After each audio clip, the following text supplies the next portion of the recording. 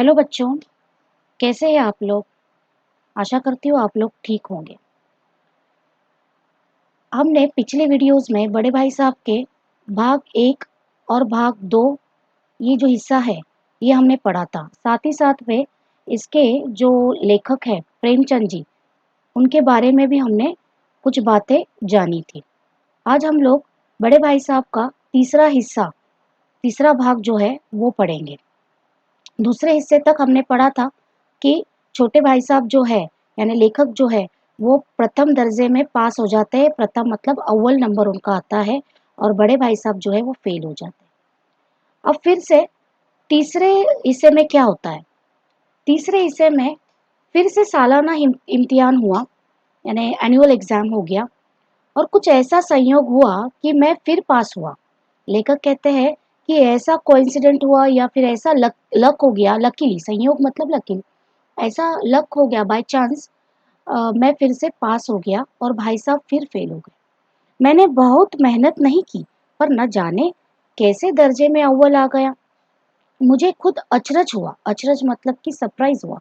मैं खुद अचरज में पड़ गया कि मैंने तो इतनी मेहनत नहीं की थी, फिर भी मैं कैसे अव्वल आ गया। अव्वल मतलब प्रथम यानी फर्स्ट। भाई साहब ने प्राणांतक परिश्रम किया था, कोर्स का एक एक शब्द चाट गए थे। 10 बजे रात तक इधर, 4 बजे भोर से उधर, 6 से 9:30 तक स्कूल जाने के पहले। यानी कि भाई साहब ने इतनी मेहनत करने के बाद भी प्राणांतक परिश्रम, प्राणांतक परिश्रम का अर्थ होता है कि जी तोड़ मेहनत उन्होंने की। 4 बजे से पढ़ रहे हैं, 6 बजे से भी पढ़ रहे हैं, स्कूल जाने से पहले भी पढ़ रहे हैं। इतना पढ़ने के बावजूद वो फेल हो गए। मुद्रा कांतिहीन हो गई थी। मुद्रा मतलब कि कुछ बोल ही नहीं सकते थे, मगर बेचारे फेल हो गए। मुझे उन पर दया आती थी। नतीजा सुनाया गया तो वह रो पड़े और मैं भी रोने लगा। अपने पास होने की खुशी आधी हो गई। मैं भी फेल हो गया होता तो भाई साहब को कितना दुख ना हो, इतना दुख ना होता। लेकिन विधि की बात कौन टाले। यहाँ पर लेखक कह रहे हैं कि इस बार मैंने तो कुछ मेहनत नहीं की थी, फिर भी मैं अव्वल दर्जे पर कैसे आया ये मुझे ही अचरज है, बहुत ही सरप्राइजिंग है। लेकिन बड़े भाई साहब ने तो इतनी पढ़ाई की थी, उसके बावजूद वो फेल हो गए। और जब रिजल्ट सुनाया गया, जब वो यहाँ पर नतीजा नतीजा बोला है, देखो ये नतीजा, तो नतीजा मतलब रिजल्ट, रिजल्ट सुनाया गया तो बड़े भाई साहब रो पड़े और उनको देखकर लेखक भी रो पड़े और लेखक की जो खुशी थी वो आधी हो गई। उन्होंने सोचा कि मैं भी फेल हो गया होता तो भाई साहब को इतना दुख न होता, लेकिन विधि को कौन टाल सकता है। मेरे और भाई साहब के बीच में अब केवल एक दर्जे का अंतर और रह गया, यानी कि अभी जो क्लास में है वो 8th स्टैंडर्ड में चले गए, छोटे भाई साहब यानी कि लेखक, और जो बड़े भाई साहब थे वो 9वीं कक्षा में ही थे। मेरे मन में एक कुटिल भावना उदय हुई। कुटिल मतलब बहुत ही क्रूअल, क्रूअल। मेरे मन में एक फीलिंग आई। वो क्या आई? कई भाई साहब एक साल और फेल हो जाए तो मैं उनके बराबर हो जाऊं, फिर वह किस आधार पर मेरी फजीहत कर सकेंगे। लेकिन मैंने इस विचार को दिल से बलपूर्वक निकाल डाला। थोड़े समय के लिए जो लेखक है उनके मन में आया, एक कुटिल भावना आई, यानी बड़ा ही क्रूअल फीलिंग आया कि अगर जो बड़े भाई साहब है वो एक और साल फेल हो जाएंगे तो वो मैं उनके साथ में ही, मतलब वो एक और साल फेल हो जाए और मैं पास हो जाऊँ तो मैं उनके बराबर आ जाऊँगा। तब उस वक़्त वो मेरी कोई भी फ़जीहत नहीं कर पाएँगे। फ़जीहत मतलब मेरा कोई इंसल्ट नहीं कर पाएँगे, मुझे कोई डाँट नहीं पाएँगे। लेकिन उसके बाद में मैंने इस विचार को दिल से निकाल डाला। आखिर वह मुझे मेरे हित के विचार से ही तो डाँटते हैं। मुझे इस वक़्त अप्रिय लगता है, अवश्य, मगर ये शायद उनके उपदेशों का ही असर है कि मैं दनादन पास हो जाता हूँ और इतने अच्छे नंबरों से।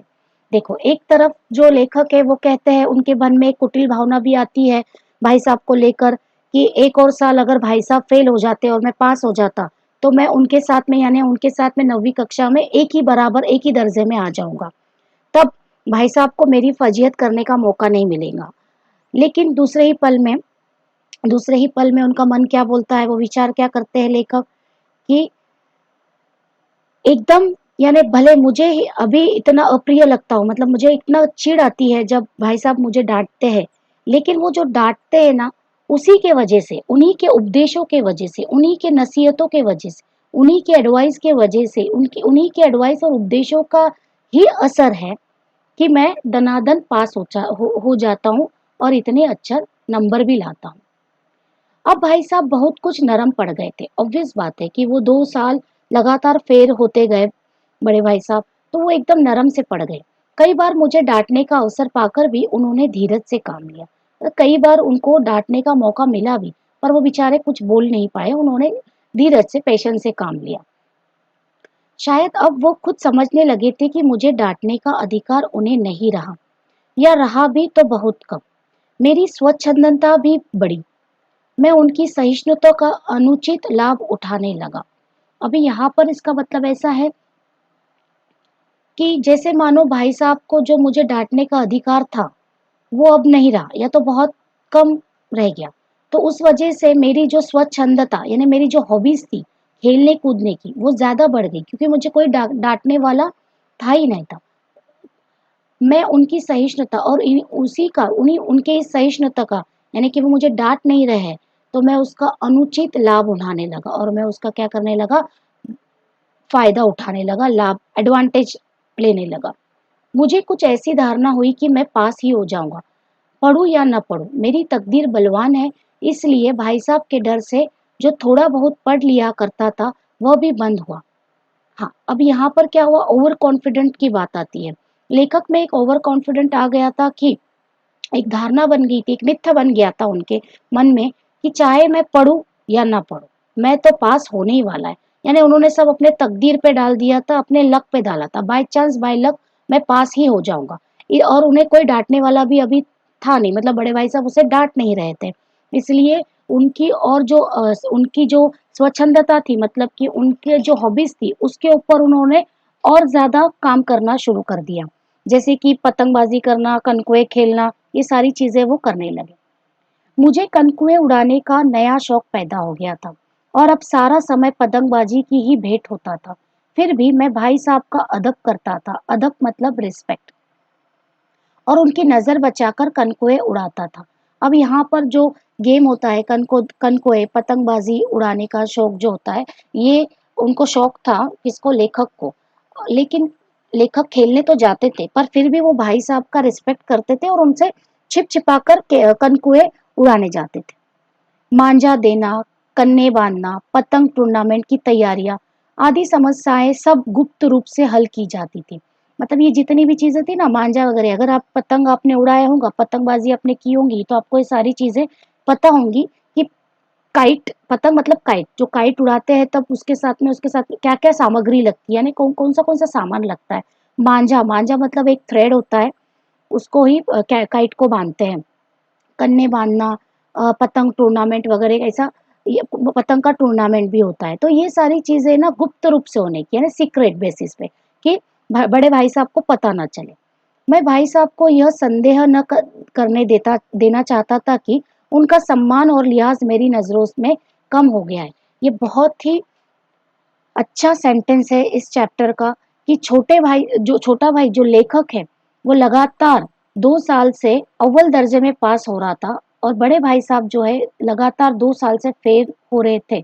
उसके बावजूद भी जो छोटा भाई यानी लेखक है, उन्होंने कभी भी उनको ये महसूस नहीं कराया, उनको ये नहीं जताया कि तुम फेल हो गए हो, आप फेल हो गए हो बड़े भाई साहब, और आपको अभी मुझे कुछ बोलने का अधिकार नहीं है। ऐसा उन्होंने कभी नहीं जताया।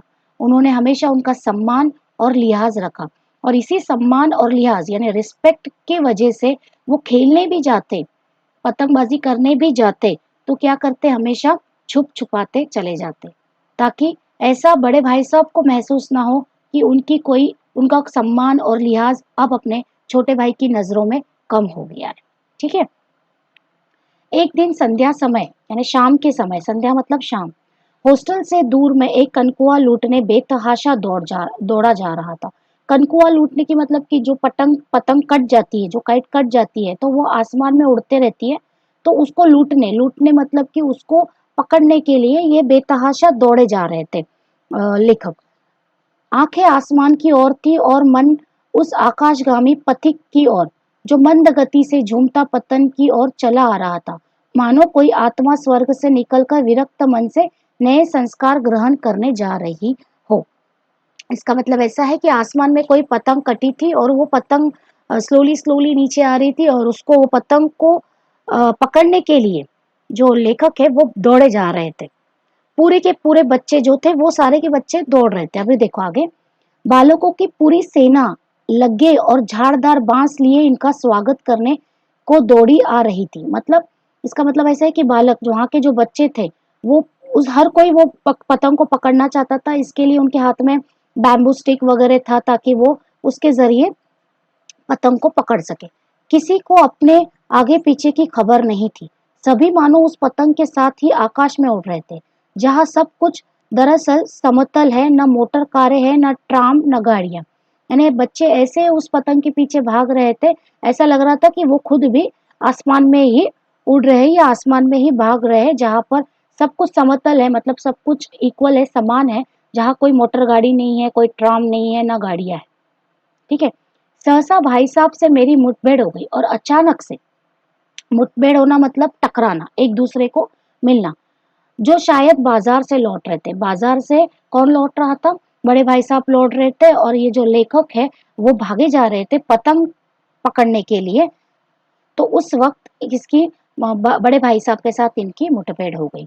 उन्होंने वही हाथ पकड़ लिया और उग्र भाव से बोले, इन बाजारी लौंडों के साथ धेले के कनकुए के लिए दौड़ते तुम्हें शर्म नहीं आती? तुम्हें इसका भी कुछ लिहाज नहीं कि अब नीची जमात में नहीं हो, बल्कि 8वीं जमात में आ गए हो और मुझसे केवल एक दर्जा नीचे हो। आखिर आदमी को कुछ तो अपनी पोजीशन का ख्याल रखना चाहिए। बस यहाँ पर किसने पकड़ लिया? बड़े भाई साहब ने पकड़ लिया। और बड़े भाई साहब बड़े तेजी से, बड़े उग्र भाव से, बड़े गुस्से से बोले कि तुमको शर्म नहीं आती है कि इन जो बाजारी लौंडे, लौंडे मतलब लड़कों, बाजारी लड़कों के साथ चंद रुपए वाले कनकुए के लिए दौड़ते हुए? अपना नहीं तो कम से कम इतना तो लिहाज रखो कि अब आप कौन सी कक्षा में गए हो? 8वीं कक्षा में गए हो, तो अपनी पोजीशन का आपको ख्याल रखना चाहिए। ऐसी डांट फटकार वो लगा रहे थे। अब साथ में वो क्या बोलते हैं देखो, एक जमाना था कि लोग 8वां दर्जा पास करके नायब तहसीलदार हो जाते थे। नायब तहसीलदार एक पोजीशन है गवर्नमेंट की। तो वो 8वीं सिर्फ 8वीं के एग्जाम के बाद ही बन सकते थे नायब तहसीलदार। तो इनका बोलना है कि एक जमाना था कि 8वीं पढ़ के ही नायब तहसीलदार लोग हो जाते थे। मैं कितने ही मिडिल चीयों को जानता हूँ जो आज अव्वल दर्जे के डिप्टी मजिस्ट्रेट या सुपरिटेंडेंट है। कितने ही 8वीं जमात वाले हमारे लीडर और समाचार पत्रों के संपादक हैं। बड़े बड़े विद्वान उनकी मातहती में काम करते हैं और तुम उसी 8वीं दर्जे में आकर बाजारी लौंडों के साथ कनकुए के लिए दौड़ रहे हो। मुझे तुम्हारी इस कम अक्ली पर दुख होता है। यहाँ पर वो उसको उपदेश दे रहे हैं, उसको डांट रहे हैं छोटे भाई को कि तुम्हें अक्ल नहीं है। तुम कम से कम अपने जो 8वीं कक्षा में तुम हो उसका, उस पोजीशन का तो थोड़ा लिहाज रखो, उसका ध्यान रखना चाहिए आपको। क्योंकि महज 8वीं कक्षा पास करके बहुत सारे लोग जो है ना अलग अलग पोजीशन पे आ चुके हैं, उनको अलग अलग अच्छी अच्छी जॉब मिल चुकी है। तो अगर आपको ये समझ नहीं आ रहा है तो तुम्हें अक्ल पर दुख, तुम्हारे अक्ल पर मुझे दुख होता है।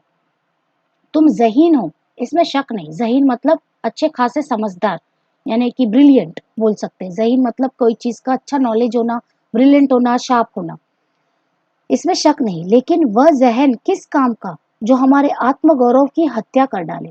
तुम अपने दिल में समझते होंगे मैं भाई साहब में से महज एक दर्जा नीचे हूँ और अब उन्हें मुझको कुछ कहने का हक नहीं है, लेकिन ये तुम्हारी गलतफहमी है।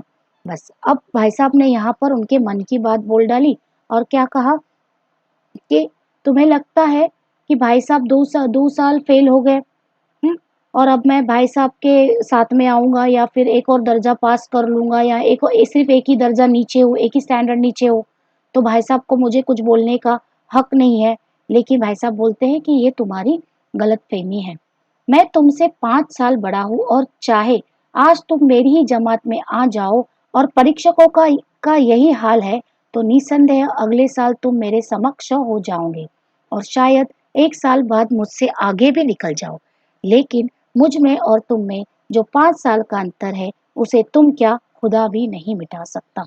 अब यहाँ पर 5 साल का अंतर, 5 साल का अंतर इसलिए बोला जा रहा है क्योंकि 5 साल का एक पीरियड होता है जिसमें भाई साहब को छोटे भाई से 5 साल ज्यादा एक्सपीरियंस है हर चीज का, अनुभव का। यहाँ पर अनुभव की बात हो रही है, इसलिए इस चीज पे वो जोर दे रहे हैं कि तुम कितने भी मेरे क्लास में भी अगर आप आते हो, आप पास हो जाओगे, शायद आप मेरे क्लास के बाद भी पास होकर मुझसे आगे चले जाओगे, लेकिन मुझ में और तुम में 5 साल का अंतर है और इस अंतर को खुदा भी नहीं मिटा सकता, ऐसा बड़े भाई साहब उसको बोल रहे हैं। मैं तुमसे 5 साल बड़ा हूँ और हमेशा रहूंगा। मुझे दुनिया का और जिंदगी का जो तजुर्बा है, एक्सपीरियंस, तजुर्बा मतलब एक्सपीरियंस है, तुम उसकी बराबरी नहीं कर सकते, चाहे तुम एमए और डीफिल और डीलिट ही क्यों ना हो जाओ। अब ये एमए, डीफिल एंड डीलिट ये डिग्रीज है। वो कहते हैं कि तुम कितने भी क्यों नहीं बड़े सीख के बड़े बन जाओ, यानी आपने एमए की डिग्री हासिल कर लो या फिर फिलिट डिलीट की, कितना भी कर लो, लेकिन मुझे तुमसे ज़्यादा एक्सपीरियंस है, तुमसे ज़्यादा तजुर्बा है, क्योंकि मैं तुमसे 5 साल बड़ा हूँ। समझ किताबें पढ़ने से नहीं आती, दुनिया देखने से आती है। अब यहाँ पर वो एग्जाम्पल देते हैं कि केवल पढ़ाई करने से या किताबी कीड़ा बनने से या सिर्फ किताब पढ़ने से ही नॉलेज मिलता है, ये गलत फहमी है तुम्हारी। समझ हमें दुनिया देखने से आती है, प्रैक्टिकल नॉलेज जिसको हम बोलते हैं, वो देखने से आती है, ऐसा बड़े भाई साहब कह रहे हैं। अब बड़े भाई साहब किसका एग्जाम्पल दे रहे हैं? उनके माँ बाप का एग्जाम्पल दे रहे हैं। हमारी अम्मा ने कोई दर्जा पास नहीं किया, मतलब हमारी माँ ने कोई स्टैंडर्ड, कोई स्कूल पास नहीं किया, और दादा भी शायद 5वीं 6ठी जमात के आगे नहीं गए। दादा मतलब यहाँ पर पिता की बात हो रही। लेकिन हम दोनों चाहे सारी दुनिया की विद्या पढ़ ले, अम्मा और दादा को हमें समझाने और सुधारने का अधिकार हमेशा रहेगा। यहाँ पर बहुत ही इम्पोर्टेंट सेंटेंस बोला है, बहुत ही अच्छा सेंटेंस बोला है कि बड़े भाई साहब कहते हैं कि चाहे हम दोनों कितनी भी पढ़ाई लिखाई कर ले, लेकिन जो हमारे माँ बाप को हमको समझाने का और सुधारने का अधिकार है, वो हमेशा से है, हमेशा से था और हमेशा से ही रहेगा। केवल इसलिए नहीं कि वे हमारे जन्मदाता है, बल्कि इसलिए कि उन्हें दुनिया का हमसे ज्यादा तजुर्बा है और रहेगा। अमेरिका में किस तरह की राज व्यवस्था है और 8वें हेनरी ने कितने ब्याह किए और आकाश में कितने नक्षत्र हैं, ये बातें चाहे उन्हें न मालूम हो, लेकिन हजारों ऐसी बातें हैं जिनका ज्ञान उन्हें हमसे और तुमसे ज्यादा है। यहाँ पर बड़े भाई साहब ने अपने ही माँ बाप का उदाहरण अपने भाई को दिया है। अपने छोटे भाई को कहते हैं वो कि भले ही हम कितना भी क्यों ना पढ़ ले, लेकिन हमारे जो माँ बाप है उनको हमसे ज्यादा तजुर्बा है। दुनियाई नॉलेज बोलेंगे जिसको, जो दुनिया में होता है, जो दिखता है, उसका तजुर्बा, उसका अनुभव उनको हमसे ज्यादा है। दैव न करे, मतलब भगवान न करे, आज मैं बीमार हो जाऊं तो तुम्हारे हाथ पांव फूल जाएंगे। जैसे कि वो बोल रहे हैं कि अगर मैं आज बीमार हो जाऊं तो तुम्हारे हाथ पांव फूल जाएंगे, तुम डर जाओगे। दादा को तार देने के सिवा तुम्हें कुछ न सूझेगा, यानी अपने पिता को तुम लेटर, तार मतलब लेटर, ओके, लेटर भेजने के सिवा तुम्हें कुछ नहीं सूझेगा। लेकिन तुम्हारी जगह दादा हो तो किसी को तार न दे, न घबराए, न बदहवास हो, पहले खुद मरज पहचान कर इलाज करेंगे, उसमें सफल न हुए तो किसी डॉक्टर को बुलाएंगे। बीमारी तो खैर बड़ी चीज है, हम तुम तो इतना भी नहीं जानते कि महीने भर का खर्च महीना भर कैसे चले। लेकिन यहाँ पर वो क्या बोल रहे हैं कि अगर मैं बीमार हो जाऊं, भगवान ना करे अगर मैं बीमार हो जाऊं, तो तुम क्या करोगे? तुम डर जाओगे और तुम अपने बाबा को, मतलब अपने पिता को खत लिख के फौरन बुलाओगे। लेकिन अगर ऐसे परिस्थिति में मैं बीमार हो जाऊं और पिता हमारे पास रहे, दादा हमारे पास रहे, तो वो डरेंगे भी नहीं, घबराएंगे भी नहीं। वो पहले खुद मेरा मरज यानी मेरे बीमारी को पहचानेंगे, उसका इलाज करेंगे। अगर उसमें सफल न हो पाए तो वो किसी डॉक्टर या फिर वैद्य को बुलाएंगे। अब यहाँ पर वो बीमारी तो खैर अलग बात है, वैसा बोलते, लेकिन हमें तो सीधा सीधा घर का खर्च एक महीने में कैसे चला है वो भी पता नहीं। जो कुछ दादा भेजते हैं उसे हम 20-22 तक खर्च कर डालते हैं और फिर पैसे पैसे को मोहताज हो जाते हैं। नाश्ता बंद हो जाता है, धोबी और नाई से मुंह चुराने लगते हैं। लेकिन जितना आज हम तुम पर खर्च कर रहे हैं, उसके आधे में दादा ने अपनी उम्र का बड़ा भाग इज्जत और नेक नामी के साथ निभाया है और कुटुंब का पालन किया है, जिसमें सब मिलकर 9 आदमी थे। अब यहाँ पर ये बोल रहे हैं कि हमें तो इतना भी नहीं पता कि महीने भर में जो खर्चा दिया जाता है उसे कैसे चलाएं। वो खर्चा तो हमारा 20-22 तारीख को ही खत्म हो जाता है, फिर उसके बाद हमारे नाश्ते के वांदे हो जाते हैं, हम नाश्ता नहीं खाते हैं। पैसा ही नहीं रहता तो कैसे खाएंगे? धोबी और नाई से मुंह छिपाते हैं क्योंकि उनको पैसा देना होता है, तो पैसा नहीं रहता है। लेकिन अगर तुम पर जितना खर्चा हो रहा है ना, तो वो खर्चा है ना, लेखक के ऊपर जितना खर्चा हो रहा है, अगर हम वो हमारे बाबा के पास रहता, यानी पिता के पास रहता, तो वो तो पूरा कितना अच्छे से घर चलाते थे, मतलब पूरा घर अच्छे से चलाते थे, जिसे 9 आदमी उसमें थे। अपने हेडमास्टर साहब ही को देख लो, अभी वो हेडमास्टर का एग्जाम्पल देते हैं। एमए है, एमए है कि नहीं? और यहाँ के एमए नहीं, ऑक्सफोर्ड के 1000 रुपए पाते हैं, लेकिन उनके घर का इंतजाम कौन करता है? उनकी बूढ़ी माँ। हेडमास्टर साहब की डिग्री यहाँ बेकार हो गई। पहले खुद घर का इंतजाम करते थे, खर्च पूरा न पड़ता था, कर्जदार रहते थे। जब से उनकी माता जी ने प्रबंध अपने हाथ में ले लिया, जैसे घर में लक्ष्मी आ गई है। अब यहाँ पर वो अपने हेडमास्टर का एग्जाम्पल दे रहे कि वो डिग्री में तो उनके पास एमए की डिग्री है, पर वो घर का खर्च चलाने में जीरो पड़ गए। क्योंकि जब वो खुद घर का खर्च चलाते थे तो वो एकदम इसमें हो जाते थे, यानी कर्जेदार हो जाते थे, लोन लेना पड़ता था उनको। लेकिन जैसे ही उनकी माता जी ने सारा मैनेजमेंट, घर का प्रबंध मैनेजमेंट अपनाया, इंतजाम करा उस चीज का, तो अब सब खर्च पूरा पड़ने लगा, यानी वो अभी कर्जे में नहीं डूबे। तो आगे ये बोलते हैं कि तो भाईजान, ये गरूर दिल से निकाल डालो कि तुम मेरे समीप आ गए हो और अब स्वतंत्र हो। मेरे देखते तुम बेराह न चलने पाओगे। तो और फिर इसलिए बड़े भाई साहब अपने छोटे भाई को बोलते हैं कि तुम इस घमंड में नहीं रहना कि अब तुम मेरे समीप आ गए हो और अब तुम स्वतंत्र हो। ऐसा कुछ नहीं है, तुम मेरे से छोटे रहोगे और हमेशा रहोगे। तुम मेरे से छोटे हो और हमेशा रहोगे, तुमसे मुझे ज्यादा अनुभव है, ये बात पक्की है। अगर तुम यो ना मानोगे तो मैं थप्पड़ दिखाकर इसका प्रयोग भी कर सकता हूँ। मैं जानता हूँ तुम्हें मेरी बातें जहर लग रही है। लास्ट में ये बोलते हैं कि अगर तुम फिर भी नहीं मानोगे तो मैं क्या करूंगा, तुमको थप्पड़ लगाऊंगा, और इसका हक अधिकार है उनको। और ये भी साथ में कहते हैं कि मुझे पता है कि तुम्हें ये सारी बातें जहर लग रही है, लेकिन यही बातें तुम्हारे फ्यूचर में तुमको काम आएगी। मैं उनकी इस नई युक्ति से नतमस्तक हो गया। उनकी जो नई बातें थी, जो उन्होंने अभी एग्जाम्पल के तौर पे, जो बड़े भाई साहब ने इतने सारे एग्जाम्पल्स दिए अनुभव के लिए, कि अनुभवी होना बहुत अच्छी बात है, और बड़े भाई साहब को छोटे भाई साहब से ज्यादा अनुभव था। तो ये सारी चीजें समझाने के बाद लेखक जो है वो कहते हैं कि मैं नतमस्तक हो गया। मुझे आज सचमुच अपनी लघुता का अनुभव हुआ और भाई साहब के प्रति मेरे मन में श्रद्धा उत्पन्न हुई। मैंने सजल आंखों से कहा, हरगिज नहीं, आप जो कुछ फरमा रहे हैं वो बिल्कुल सच है और आपको उसके कहने का अधिकार है। End of the story. जो प्रेमचंद जी है, जो लेखक है, उनको समझ में आ गया कि केवल किताब पढ़ने से ही व्यक्ति को समझ आ जाती है, ऐसा नहीं। व्यक्ति को हर बात का, दुनिया में जो चल रही है चीजें, उसका भी अनुभव होना बहुत जरूरी है। और हमसे जो बड़े रहते हैं, हमको जो वो लोग बातें बताते हैं, उस पे अमल करना ही चाहिए। ये इस पाठ का मुख्य उद्देश्य है। तो आशा करती हूँ बच्चों, आपको ये पाठ अच्छी तरह समझ में आया होगा। ये पाठ काफ़ी बड़ा होने के कारण मैंने 3 वीडियोस बनाए हैं, और तीनों वीडियोस के लिंक कमेंट बॉक्स में या डिस्क्रिप्शन बॉक्स में मैं देती आई हूँ, तो आप ज़रूर देखना। इसके बाद अगर आपको इसके एमसीक्यू टाइप क्वेश्चन चाहिए होंगे तो प्लीज़ मुझे कमेंट बॉक्स में बता देना, ताकि मैं इसके ऊपर आधारित सारे एमसीक्यू क्वेश्चंस निकालूं और एक उसके ऊपर वीडियो बना दूं।